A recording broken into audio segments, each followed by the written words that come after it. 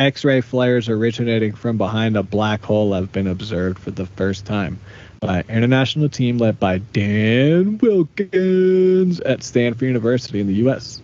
I wonder if he's in Skull and Bones. Oh, dude, probably. Stanford. The Skull and Bones. The wavelength shifted X-ray flashes are believed to have originated as photons that collided with the black hole's inner accretion disk before being redirected towards Earth by the black hole's colossal gravity. They can understand the immediate surroundings of a black hole. So basically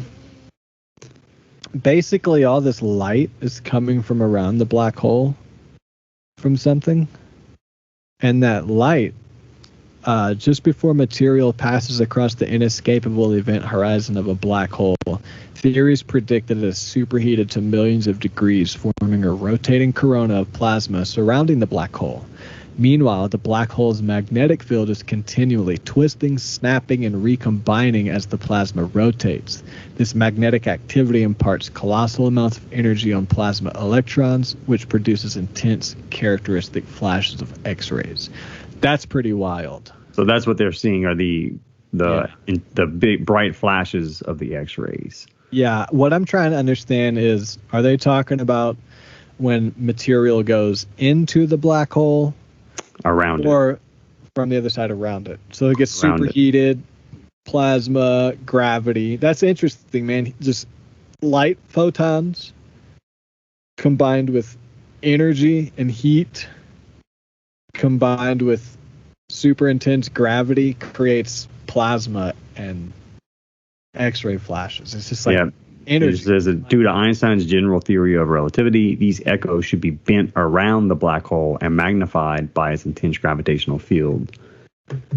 So what they did was, in their study, Wilkins' team made X-ray observations of the black hole at the center of Zwicky 1, a galaxy about 59 million light years away, using NASA's New Star telescope and ESA's XMM Newton instrument.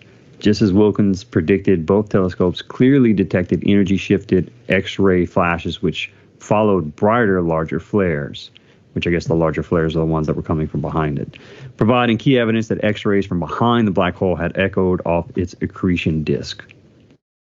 So, long story short, through future observations of this effect, they hope that they can learn more about the physical processes taking place in black hole coronas, which have so far been notoriously difficult to study. The ideal opportunity for these measurements will come with ESA's Athena X-ray Observatory, which will launch in 2031, and it's going to feature a far larger mirror than the existing X-ray telescopes. And it's going to enable in-depth observations of X-rays originating throughout the entire coronas of black holes. So, we still don't know what the hell is going on with a black hole, but we're getting closer and closer to figuring it out with all of our new instruments that we have. But what do you think happens if you were to get sucked into a black hole? What do you think your reality would be? Do you think you would stay alive and you would No. You will be ripped down to the atom level. From our perspective. Yeah. I mean, that's what I think. Perspective. That's what I think would happen. I think you would die from being in a vacuum of space and freezing cold. But yeah, your body would get stretched to the point where your atoms are getting basically ripped apart. Let me read you something. What is that noise? Oh. I don't know. Are you moving your mic around or something? Might have been rubbing it with my arm. I read The Omega Conspiracy, was it? That book I sent you, and there was a piece in there. It says Charles Campbell-John, scientist and former chief design engineer for the Apollo project, says that a strange phenomena lies in the vortex of our galaxy. It's a rotating black hole, he says. It's spinning around in one direction. If we were to get in our spaceship and go into this black hole, funny things would happen. If we go with the rotation of the black hole, we will be going forward in time. If we go against the rotation, we'll be going backward in time. It produces a paradox. Hold on. That's the wrong photo. I screenshot this and sent it to my buddy. You don't have it up on your screen if you're trying to show us something. No, I'm not. Okay. Shit, that doesn't even make sense anymore now that I'm reading it. Gonna make this prolific point about what happens whenever you fly into a black hole with a spaceship. It produces a paradox because if you go with the rotation, then turn around and come back, you'll meet yourself coming in. Whoa.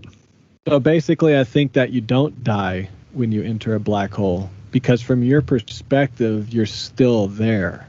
It's just from my perspective, you would be spread thin. But from your because here's my theory is that however things get dissipated while entering a black hole is on it's to the terms. It does it on the terms of mathematics, perfect mathematics, breaking down molecular structure.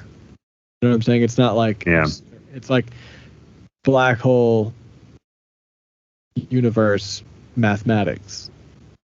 And it's kind of like a logical puzzle too, because only from my perspective are you dying, and from your perspective, you when you come back on the other side, maybe you because all that stuff doesn't get destroyed; it just gets spread and move through into another dimension. So I think you live through it, and you're just in another dimension. You probably suffocate to death, but I don't know.